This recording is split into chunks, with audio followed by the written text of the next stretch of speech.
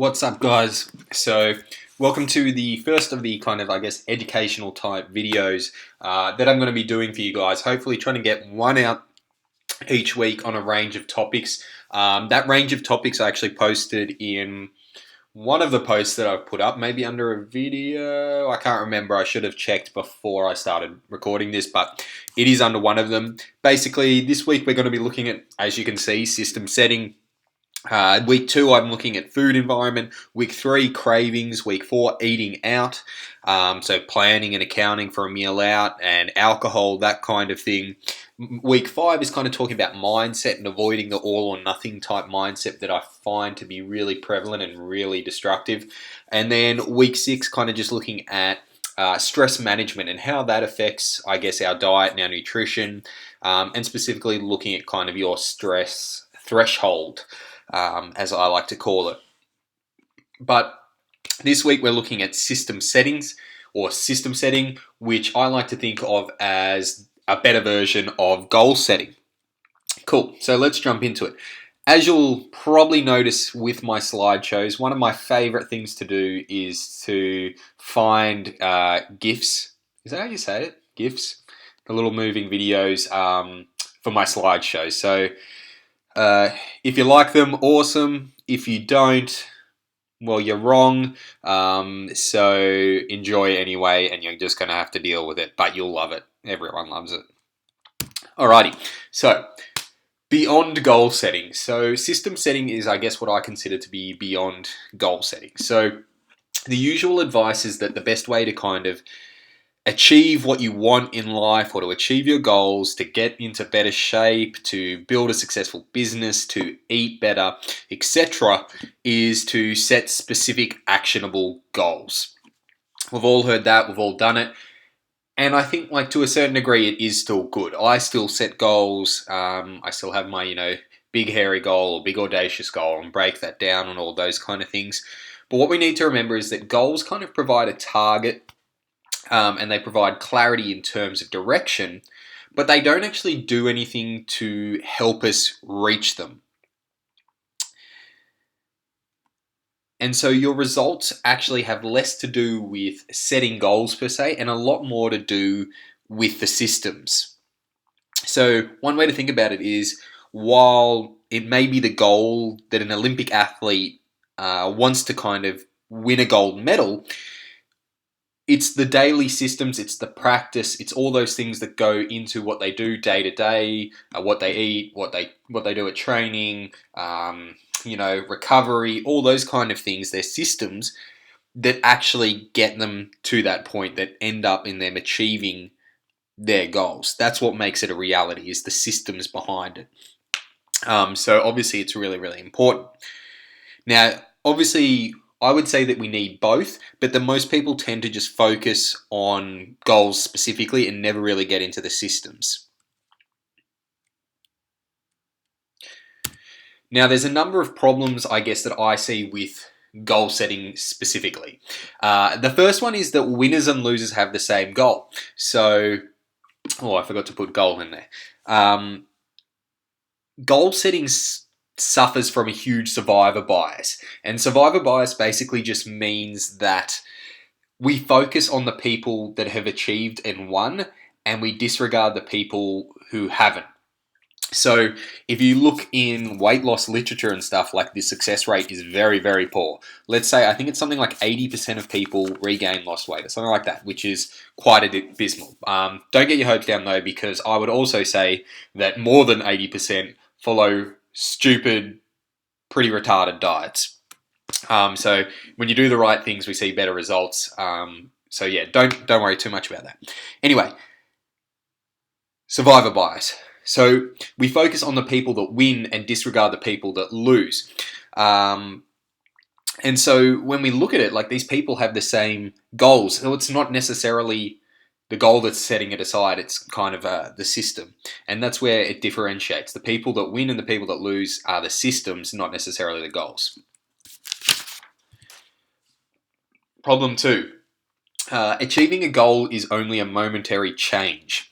So the analogy that I really like that fits with this picture is that, let's say you get motivated to clean your room, And so you pack everything up, you put it away, you clean your room, you feel awesome about yourself. And then maybe not 20 minutes later, but 1 to 2 weeks later, your room is like a pigsty again. And you're wondering, like, why is this always happening? And you're always having to rely on this motivation to then clean your room again. Whereas the solution would be to come up with a better system for keeping your room clean.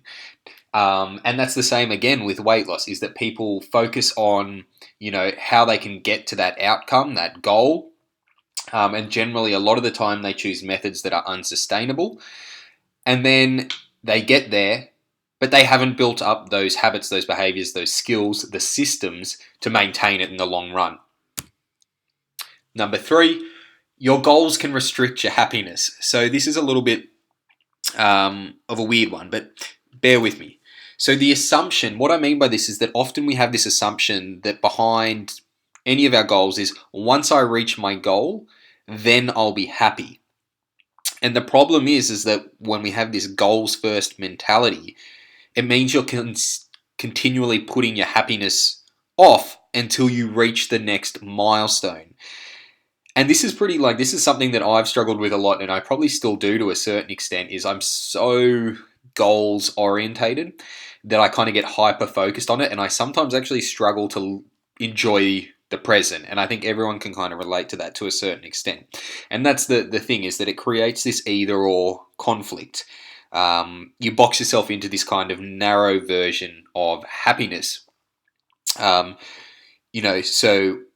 what we're looking to do is to make sure that we can focus on a process that allows us, when we focus on the systems and the process, it allows us to kind of still be happiness when we're kind of working towards the goal. We don't have a set goal and things like that. Number 4, goals are often at odds with your long-term progress. I love that video so much. So it can create kind of like this yo-yo type effect, so that basically once you've reached a goal, you stop. And we see this with athletes a lot, like especially like high-level athletes. Once they kind of reach and they have this big competition, after it, they don't have anything. They've got this big hole in their kind of life. They don't know what to do, and they end up kind of getting these. Sometimes it's depression, but other times gaining weight and all these other kind of things. And I guess one way that probably some people deal with this is just trying to continue on momentum. So once they finish one goal, they set another goal and another and another. And I don't necessarily think there's anything wrong with that, but I think if that's not your style, you want to make sure that basically you have something to, like, you focus on the system so that it becomes the norm, and it's not like you need the goal per se. And I mean, like, I could eat nothing but, say, broccoli and plain chicken breast, or take weight loss shakes to reach my goal. But what then? What are you going to do once you get to your goal if you're so focused on the outcome? And that's the thing, is that the majority of people, once again, choose methods, choose to do things to get them to the end result, but then they don't think any further. They don't think long term. The majority don't have the skills, the behaviors, the habits, the system to be able to then maintain those results. And that's a real problem. And that just ends up in them reverting back to the way that they were. Cool. So what this essentially comes down to is that the purpose of setting goals is to win the game. That's the purpose. The purpose of building systems is to continue playing the game. So once you kind of win the game, you're there. And I guess the key thing to remember is that with a lot of goals, or major ones in life, especially health or fitness or body composition related, it's a lifelong game. There's a quote by Rory Vaden, I think it is, that basically says, success isn't bought, it's rented every single day, or the cost is due every single day. And that's exactly what I'm saying here, is that it's not something that once you've achieved your goal, you revert back to your old habits and it continues on and everything's swell. This is something that is a constant, like, you need to be working on it all the time. But if you build the habits, the habits and the behaviors and the skills in the system so that it becomes easy, it becomes the new norm, then that isn't a problem. And ultimately, it's your commitment to the process that's going to determine your progress. Cool. So what actually is a system? Well, to keep this relatively simple, essentially it's your habits, your default behaviors. And we know that bad habits don't repeat themselves, or bad habits repeat themselves not because you don't want to change, but because you have the wrong system, essentially. And we also know that changing those default behaviors, those bad habits, is hard because you've had years and years of experience that have ingrained them. So when we're talking about, building a personal system to achieve your goals, we're talking about behavior change. We're talking about changing up your day-to-day habits. So here's what we're going to kind of look at. There's basically 3 layers of behavior change, as we can see here. And you can think of it about an onion or anything else like that. But what we can see is that outer layer, we have outcomes, the results. And this is what most people focus on. This is the results. We focus on, losing this much fat. I want to run a marathon. I want to lose weight. I want to build a 9-figure business. Whatever those kind of goals are that you have, those are what most people are focusing on. The next level down, we can see processes, and this is kind of what we've been talking about, which is changing the habits and the systems behind the outcome. So sticking to that diet kind of analogy, if your goal was to lose X amount of kilos, you might say, I want to lose X amount of kilos. I'm going to follow this diet so that I can lose X amount of kilos. So following that diet is the process. Then we have identity right at the center there. So we can see that identity kind of means like changing your beliefs and your self-image, your worldview on things. So outcomes are about what you get, process is about what you do, identity is about what you believe. When it comes to building habits that last, it's not that some are necessarily like that one layer is necessarily better than the other. It's that usually people build them from the wrong direction. So they go from outcomes towards identity rather than identity towards outcomes. And that's kind of what I'm going to talk a little bit more about. So when we talk about identity kind of goals, a really good example of this is like smokers. So if someone was to offer someone who's trying to quit smoking a cigarette, they might say, no thanks, I'm trying to quit. And as you can see, that's kind of like an outcome and processed goal. If someone else was to say, no thanks, I'm not a smoker, that is an identity-based thing. And their science has basically found that when someone can identify with it, they're more likely to stick to that habit. So,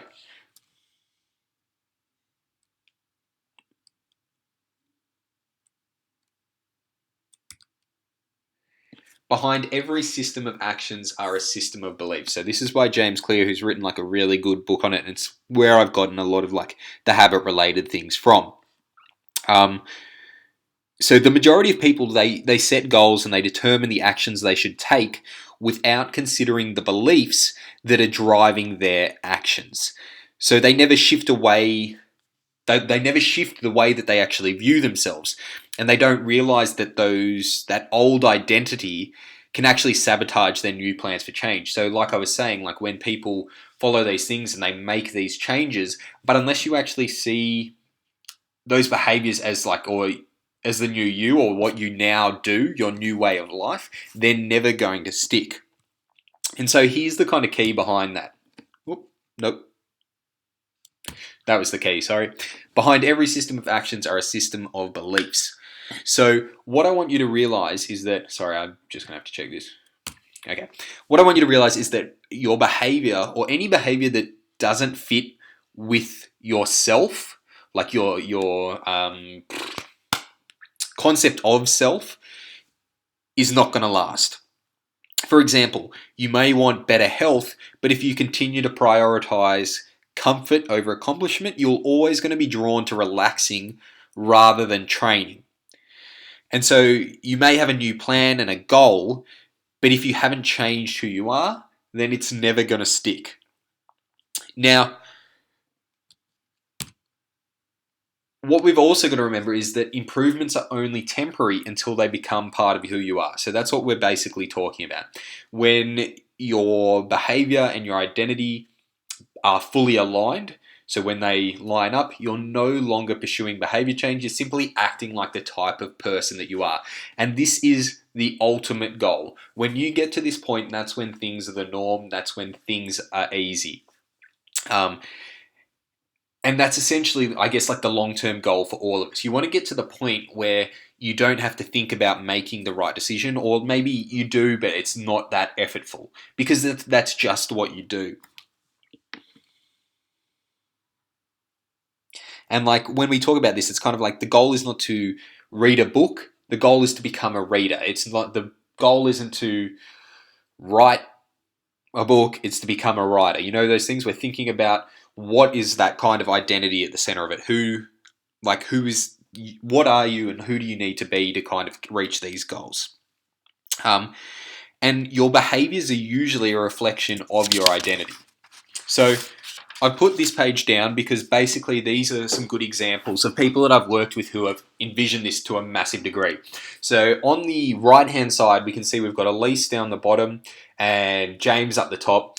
And they're actually both recent clients that I've worked with. You might know them. They're actually a married couple with a young daughter.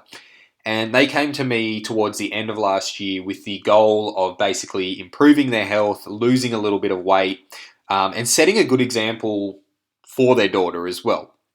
And they got absolutely amazing results. I think both of them, Elise might have dropped 7 or 8 kilos, and you know, got a whole lot healthier. Started doing eating a lot more vegetables, and a whole host of other health-related benefits came along.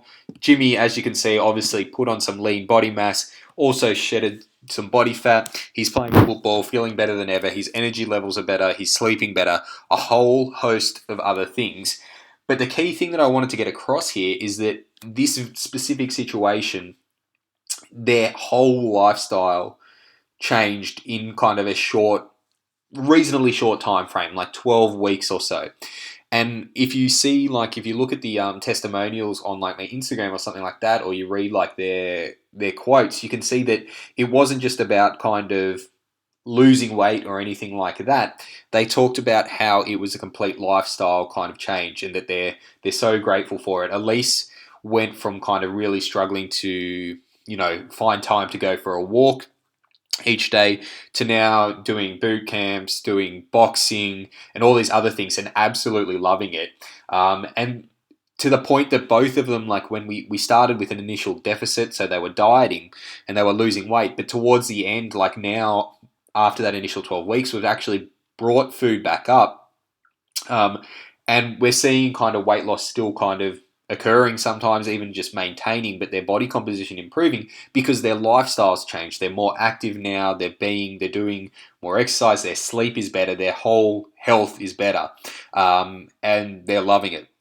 Then on the left-hand side, this was Derek, who I worked with. As you can see, that's 16 months. We actually worked for a couple of months after that as well. But almost, like 1.5 years, if not longer, that I worked with Derek. In the left-hand photo, I believe he was around 125 kilos. In that right-hand photo, I think he was sitting around 90. He ended up getting to about mid-80s over our time together. Now, that's a huge amount of time to be working together. But the key thing is he went through so much during that time in terms of overall life stress. I believe him and his partner had a child, then him and his partner kind of split up. I don't want to obviously go into too much detail about it, but he had a lot of stresses in his life, but he made some absolutely massive changes. And towards the end, it wasn't necessarily like he was saying how it wasn't necessarily that he was kind of motivated. It was just what he did. He said he had a conversation with friends at work, and they asked him, like how he did it and why, like, and all these kind of things. And he just was like, it's not really hard for me anymore. It's just what I do. And that's kind of where it's got to, I guess, where you want to get to is that position. Cool. And so I really like this quote from James Clear, basically saying good habits can make rational sense, but if they clash with your identity, you will fail to put them into action.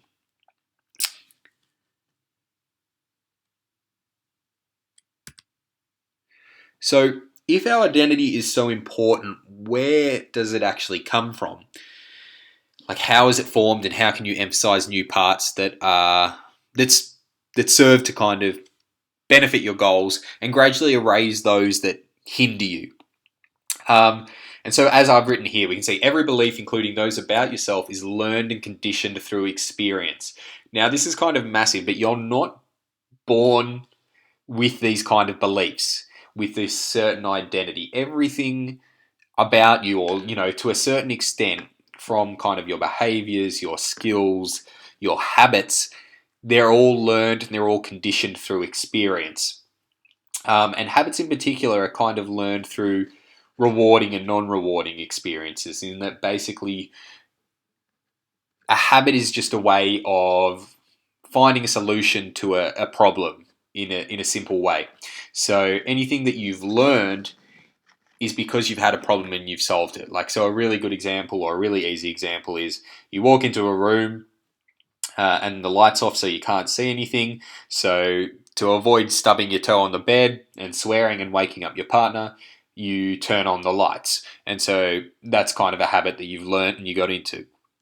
But whatever your identity is right now, you only believe it because you have proof of it, meaning that your environment has shaped who you are, your experiences have shaped who you are. So if you're not 100% happy with where you're at or who you are, it's based upon your lifestyle up until this point. Now, I know some of you have made changes and stuff like that, and that's absolutely awesome. And there's obviously going to be this transition period, but it's just something to remember.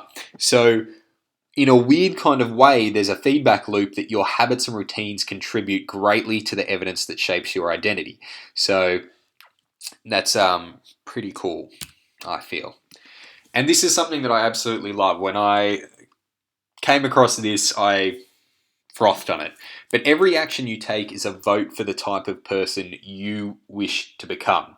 And I really like this analogy because it fits on many levels.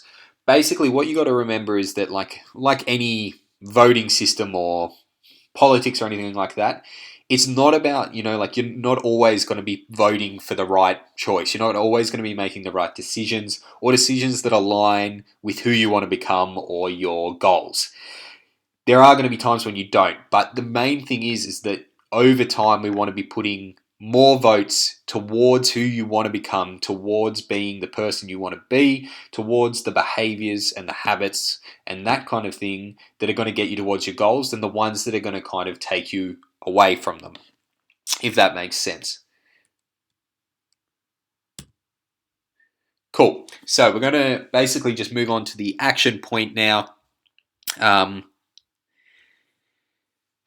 that is basically, I want you to find 10 minutes away from any distractions if you can. Preferably do it on pen and paper or on your phone, but try to use something where you don't have any kind of other stimulus distracting you. And I want you to first answer the question of, who do you want to be? Who do you want to become?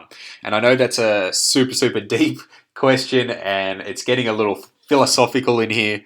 But doing your best and kind of still keeping it related, obviously, to nutrition, fitness, things like that. So who do you want to be? Who do you want to become? Thinking about, like, I guess 6 months from now, if you were to picture the future and think about like an ideal scenario, looking at yourself in the future and what you want to be doing, who you want to be, and looking at it that way, what does that mean? Like, who is that person? Who do you want to be? And then that second question, what kind of habits do they have? And what do you need to do to become that person? So I've found this exercise when I've done it myself really, really helpful. I've used it with clients. They've also really loved it. And it's basically just another way of thinking about goals and habits and stuff like that. So thinking about that ideal scenario, your successful self in the future, and thinking, well, what are the habits that they do? In the situations that I frequently have happen to me, what would they do? And what do you need to do to become that person that you're not currently doing? And I want you to kind of write all those things down, because basically you can pin that up somewhere and think about it as in, like, those bracelets that are, what would Jesus do? I've always wanted to come up with like create them for myself and just have like what would future James do, thinking about my goals. And you can kind of think about that in the same way. What would the person that you want to become do in that situation, and always trying to keep that front of mind. Cool. So just for some bonus points, if you post your answers in the group, or even just take a photo of them and post it under this video so I know that you've kind of gone through it and done it, then that's awesome as well. We don't have to, like, if you don't want to share them with the group, but just to show that you've done them, that's still awesome. But yeah, that's it for this week, guys. Hope you enjoyed it and you got something from it. Obviously, this one's a little bit more, I don't want to say hippie-ish, but a little bit more philosophical and not as kind of concrete as probably some of the other topics will be, which will involve a lot more science and things like that. But I think I wanted to start with this one because I do feel like it can be so powerful moving forward. And I've found it really, really helpful just to think about, who do I want to become and what are the things that are going to get me to that point? Like, what are the habits and behaviors that kind of person does on a day-to-day basis, and then trying to stick to that on a day-to-day basis and become that who you want to become, basically. So, hope you enjoyed it. If you have any questions, post them under. If you have any thoughts, post them under. If you liked it, post it under. Engage, tell me what you thought. It's not going to be like recommended or like have to do homework. I just think if you want to get the most from this, then you should. Awesome, guys. Have a great day.